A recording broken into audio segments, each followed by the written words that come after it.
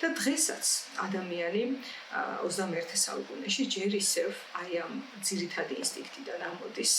თუმცა ვითარდება, რა თქმა უნდა, და აღარ არის საკმარისი თითქოს მხოლოდ ის, რომ ადამიანი გადარჩა.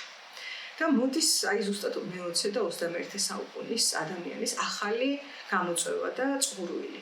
რომ გადარჩენა არ კმარა, მე მინდა და დღეს ასე იყვნა ხოლმე. თვითრეალიზაცია, თვითგამოხატვა.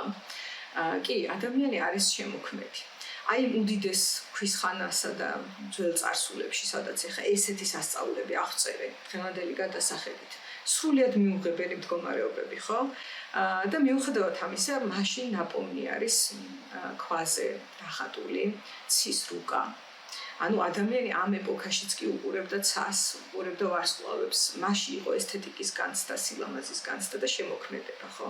ასე უყურებთ გამოქვაბულებში როგორი ნახატებია დატოვებული და ასე შემდეგ. ანუ ადამიანი მხოლოდ ეს ტირანია და ჩაგვრა არასოდეს არ ყოფილა.